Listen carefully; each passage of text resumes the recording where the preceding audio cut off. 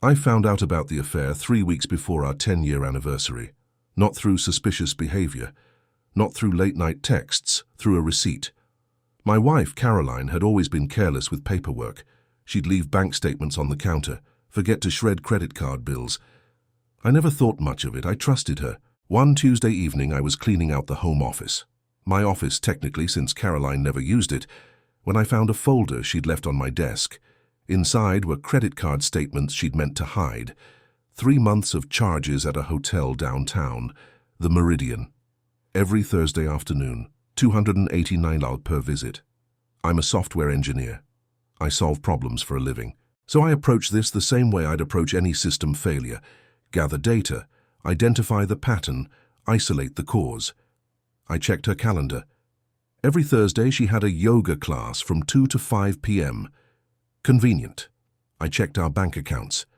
The charges didn't appear there, only on a credit card I'd never seen before, a card in her name alone. I checked our home security footage.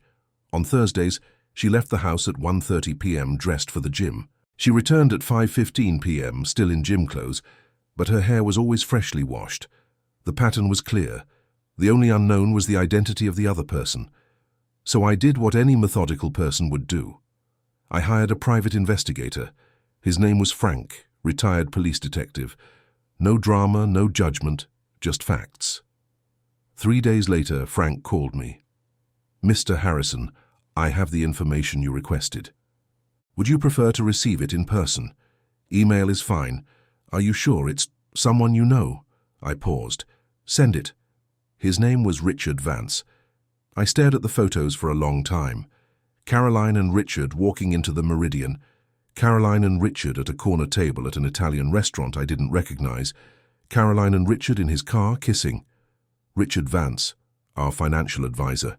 He'd been managing our investment portfolio for 6 years. He came to our house twice a year for reviews. He'd sat at our dinner table. He'd shaken my hand and called me a smart investor. He charged us $12,000 annually for his services. I laughed when I realized that. Not bitterly, just at the absurdity. I was paying the man who was sleeping with my wife. The betrayal didn't surprise me as much as it should have. Looking back, the signs were there. Caroline had grown distant over the past 2 years. She criticized me more. My work hours, my boring hobbies, my lack of spontaneity. She'd started dressing differently, going to the gym more often, caring about things that never mattered before. I thought she was going through a phase.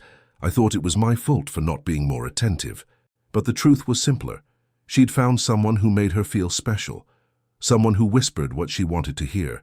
Someone who wasn't just a tech guy. Richard was charming. Polished suits, expensive watch, confident smile. The kind of man who made you feel like you were his most important client, right up until he was sleeping with your wife. I had 2 choices. I could confront them immediately, create a scene, let the emotions take over, or I could be patient. Our anniversary dinner was in 3 weeks. I'd already made reservations at Carmine's, Caroline's favorite restaurant. 12 guests, family and close friends, the perfect setting. Over the next 3 weeks, I did 3 things. First, I gathered documentation, every receipt, every photo Frank had taken, every timestamp from our security system. I created a folder, physical and digital, containing irrefutable evidence of the affair. Second, I protected my assets. This required discretion. Caroline didn't know the full extent of our finances. She knew I made good money, $340,000 per year as chief technology officer at a mid-sized software company. She knew about our joint accounts, our retirement funds, our house.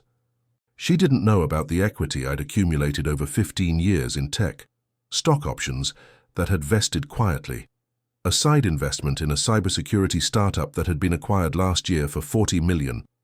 My 2% stake was worth $800,000 after taxes. Total net worth, approximately $2.3 million, most of it in accounts Caroline had never seen. I transferred what I legally could to protected accounts. I documented everything for the divorce proceedings I knew were coming. I consulted with a family law attorney, not Richard's firm, obviously, and prepared my strategy. Third, I reached out to someone unexpected, Her name was Margaret Vance, Richard's wife. I found her through LinkedIn. She was a pediatric nurse at St. Mary's Hospital, married to Richard for 12 years, 2 children. I sent her a simple message. Mrs.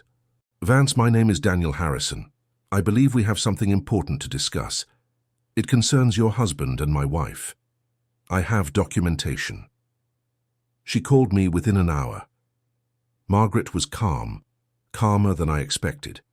She told me she'd suspected for months. Richard had become distant. New cologne, unexplained expenses, the classic signs.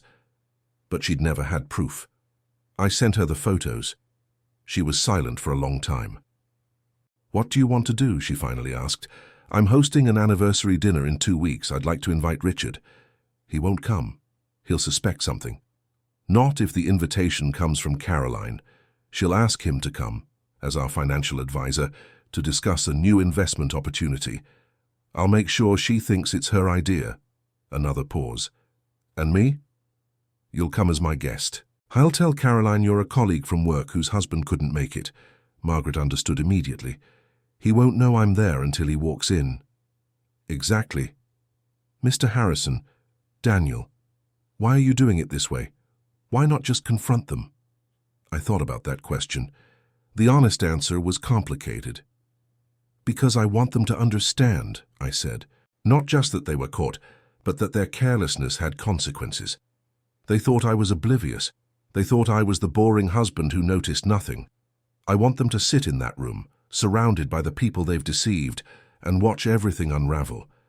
Not through screaming or accusations, just through the simple presentation of truth. Margaret was quiet. Then she said, I'll be there. Over the following days, I set the plan in motion. I mentioned to Caroline that I wanted to discuss increasing our investments at the dinner. Maybe Richard could stop by briefly to explain some options to our family. She thought it was a great idea. She even seemed excited. Of course she was. She'd get to see him. I told her a colleague named Meg would be joining us. Her husband was traveling for work, and I didn't want her to spend the evening alone. Caroline barely paid attention to the detail. She was too busy planning her outfit. The night before the dinner, I slept 8 hours. I wasn't nervous. I wasn't angry anymore. I'd processed those emotions weeks ago, alone, in the quiet of my office. Now I was simply ready. The dinner started at 7 p.m.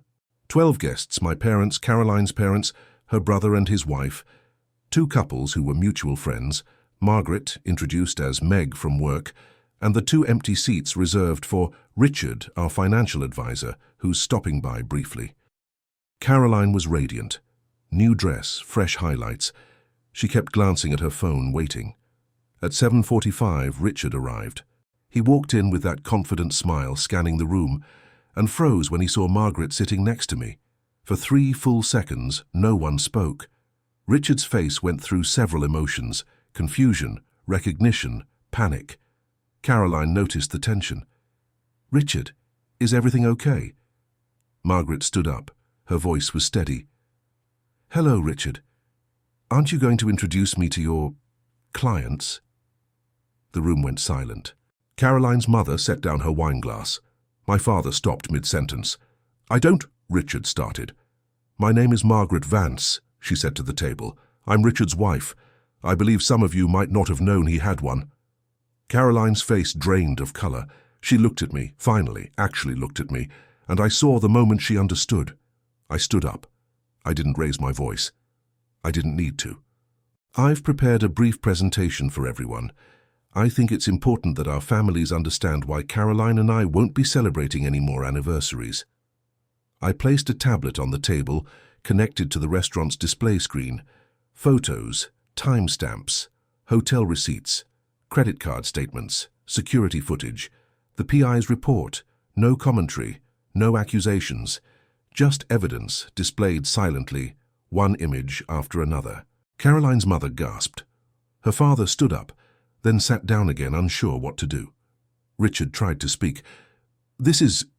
You can't—" "I have copies for everyone," I said, "including a formal complaint I've filed with the Certified Financial Planner Board regarding the ethical violation of engaging in a personal relationship with a client's spouse while managing their finances."